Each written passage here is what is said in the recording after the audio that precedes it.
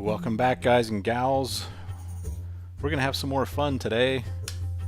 We're gonna do turn 1 of Battle of Casablanca, outside of Casablanca. Now here I'm just breaking a rolls to see who sets up first, which side's gonna set up first. I'm pretty much sticking with the original German list from the last battle report, Rommel's Revenge, except I have added an 88, a mobile 88. Now I don't have a model for the 88, not set up on wheels. I plan on picking one up at some point, but it will be mobile. I will put a half track next to it, and right now I'm measuring 12 inches setup. The Germans are setting up first and deploying first. But yeah, we've got to counter that air threat, guys. It's just crazy. This American list is coming from the M4 Sherman Tank Company on page 17 of the Fighting First U.S. Forces in North Africa. Flames of War, mid-war. I've got the unit cards, and we got that sucker set up. So I've got my anti-air, and I've got my 88 anti-air gun doing my left flank, and I'm going to end up shifting that those mobile anti-air batteries, which have a 20-inch range, over to the right flank here in just a little bit. A much more dense layout. I really like these denser boards, I gotta say. And keep in mind, the next battle report, once we get done with this one, will be the same battle setup for the most part, and it will be in the new rule set that I'm using is the battle group rules, Tunisia. Now, this is part of Operation Torch. Started in the northwestern quadrant of Africa, and one of the first cities that the Americans went to take was Casablanca. So we are envisioning this is on the outskirts of Casablanca. There's some sort of small stream tributary here. We have two bridges, and you can see there in the kind of the lower right next to my German cards, you can see like little shallow spots where the forces can cross. So there's 3 spots on the tributary that you can cross. So there we have it. I put my half track next to my 88 there on the left hand side. My right flank is going to consist of 2 groups of Panzer IIIs. And now here we're going to start moving the Shermans. This is the first platoon of Shermans. I have an HQ with 2 Shermans, M4 Shermans. And here is one of my Sherman platoons on the American left flank, which comprises 5 tanks. And just so you can relate the point value on those Sherman tank platoons out of this new Fighting First book is 40 points for 5 tanks. Now I've moved up my Lees. I've got a platoon of Lees, M3 Lees. 5 M3 Lees on this list is 25 points. There's my P-40 Warhawks. Haven't played with those in a while. I'm breaking those babies out. And we're going to put them right to action. It turns out the way I'm going to end up moving the Americans' initial deployment, they're going to get some shots here this first turn.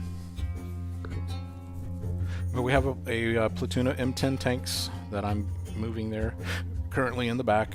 M10 tank destroyers. There's 4 of them, and they're 32 points. So the bottom line is we're dealing with about 159, 160 points total for the Americans. Now there's another back behind that big butte, that hill back there is lurking another platoon of 5 Sherman M4s.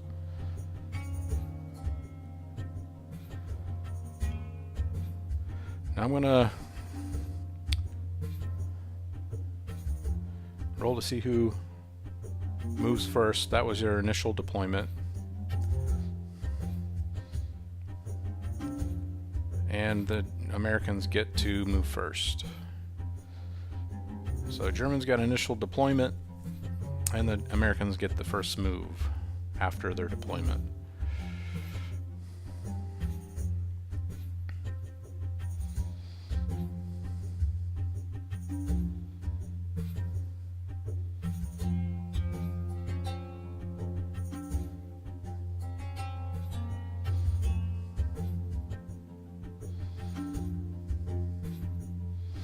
You know what, guys? I think I misspoke. It's the Germans got the first move. So the Germans are getting first move. I was wrong. So let's see what the Germans do here. We are going to... I'm basically moving that Tiger tanks on my left flank, the German left flank. That's what you saw me moving up there, kind of guarding that left bridge head. And I'm moving the full movement rate. I'm not moving a tactical rate. This is an 18-inch move rate for the Panzer IV platoon. I got 2 platoons of Panzer IVs. One that has 4 tanks, the other one has 3 tanks. They are the short barrel. The long barrels are just too costly. It just makes it jump way up. So I think I'm going to end up moving... I'm checking my range on my 88 anti-aircraft because I want to make sure I can ward off those P-40 Warhawks. So here's my next platoon of Panzer IVs. I'm going to move those up into the orchard, or the vineyard as it were. So they're lurking in the vineyard. I'm going to go ahead and move these Panzer IIIs up. They're going to take their cross-country movement, which is going to be 18 inches. And they're going to go up to that shallow river crossing, and they're going to start moving across that river on that right flank. Now you may be asking yourself, crazy German, why are there no objective markers on the board? Well, that's because right now we're not going to play an objective game. We're just going to play an all-out battle of the wills and see who gets worn down first and retreats off the board. It's just going to be a free-for-all, basically. It's going to be a grind. We're going to see who outlasts the other player, or the other team, as it were. Since this is just a test battle.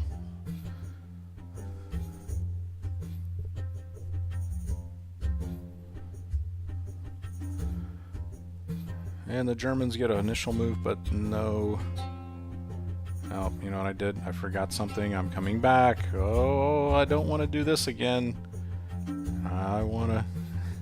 I'm looking to see how far my anti-air, mobile anti-air can move, because I forgot to move them in. They're going to be right behind the Panzer IIIs as protection. They're going to be protecting that force, and then I can move my 88, my mobile 88, 4 inches a turn. So he's going to stay within protective range of that left flank because he has a 40-inch range, whereas my mobile anti-aircraft only has a 20-inch range. So they're going to have to stay relatively close to that battle group on the right flank.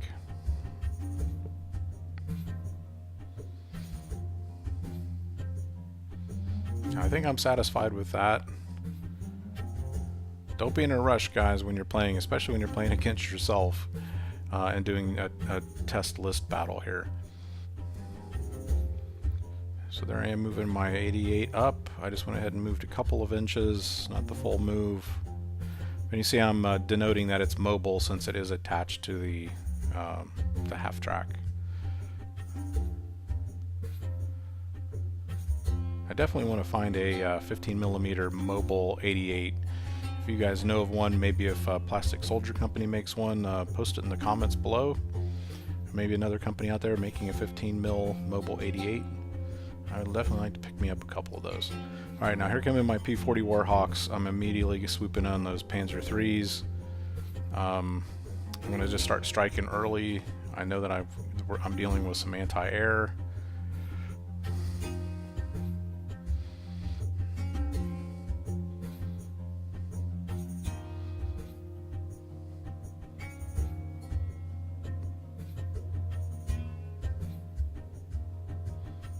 Kind of deciding which direction I'm going to go here. I've got to contend with that Tiger tank on that right flank. I mean, it is a threat, so I'm gonna need to be aware of where he's at all times until I neutralize him. At this point, guys, my thought process was I was going to take that right flank Sherman M4 squad up that right flank and try to just take that entire platoon and throw it at that Tiger 1 and see what I could do if I could neutralize him. So I'm cautiously moving that other Sherman platoon up the left flank. Now here I'm checking out my ranges for my M4, or I'm sorry, my M10 tank destroyers. So I'm calculating my total movement, and I know I can get up with 10 inches, which is my tactical move, and still have a 36-inch range on my first shot. I'll take a -1, of course, because it's over 16 inches, but I'm at least going to get a few shots off at those Panzer IVs in the middle of the village.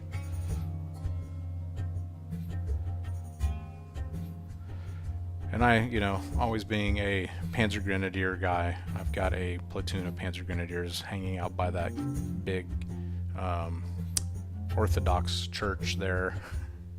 You can see them. I got 2 squad cars, staff cars, and I've got my 2 half-tracks loaded with troops. And I just don't feel right unless I go into battle with at least a platoon of Panzer Grenadiers. Here I am. I'm crossing that river at the shallow spot. And I will take my cross check here, which is 3+. So I'll have to roll 5 3+.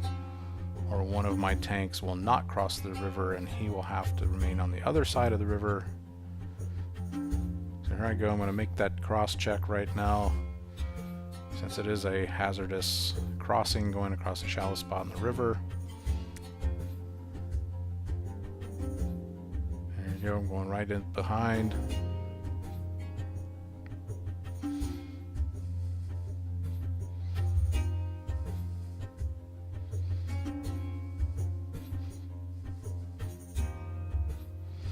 Here's my shots. Definitely got some nice shots there. I got 2 tanks, 3 shots at 2 tanks.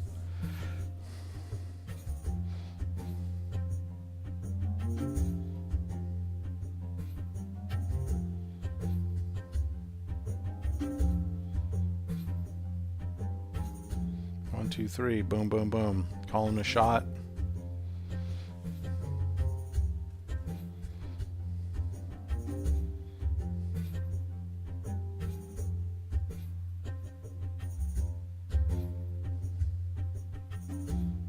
Looking at what the armor was. Now, I basically, my M10s, here goes my roll. I'm sorry. My M10s, nothing. I needed a 5+. 3 shots were all below 5. So no shots hit.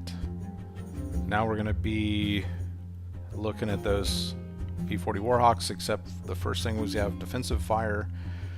So my anti-air, which would be 1 unit of my anti-air is within 20 inches of that first P-40 Warhawk, he's going to get an opportunity to try to shoot down that aircraft as it comes into attack.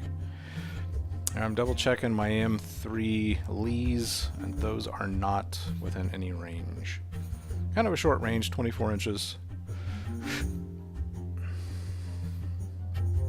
But they do get a couple of shots from the different turrets on the tank, which is kind of nice.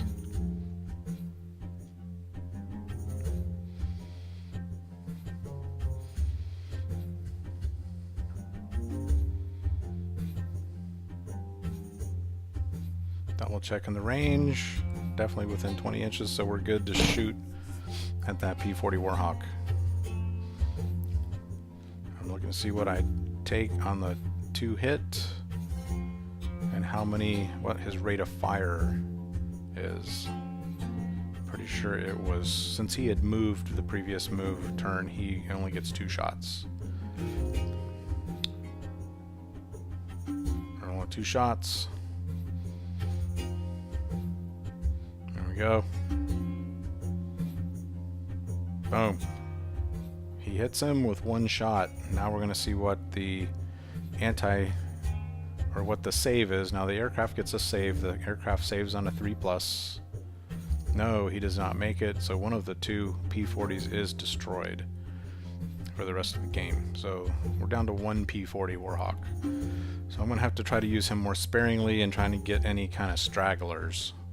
Use him to pick off stragglers, I think, at this point. I was using the, another thing to point out with the P-40 Warhawk was I was using the 50 cals.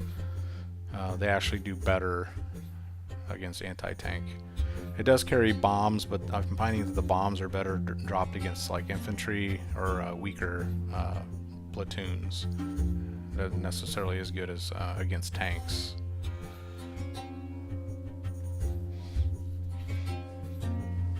Which seems odd to me. I think if you dropped a bomb on a tank, it should blow it up, but maybe it's hard to hit a tank with a bomb. Maybe that's it.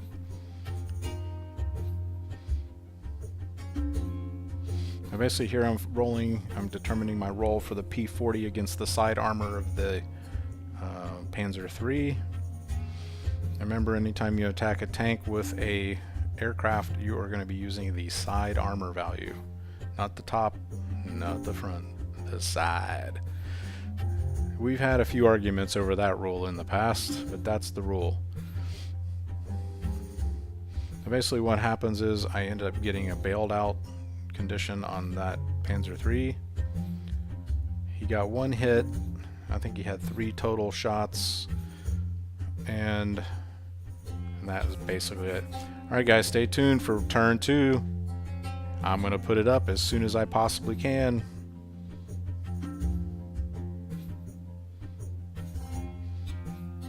I want to show you the last minute layout here of the bird's eye view, or the tanker's view, from the various forces of the Americans and also the Germans.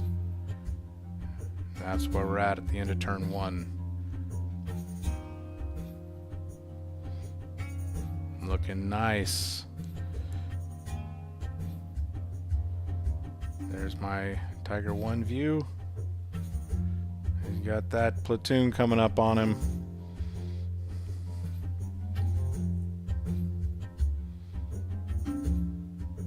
Really nice view from the Panzer IVs downrange at the Lees. This ought to be interesting.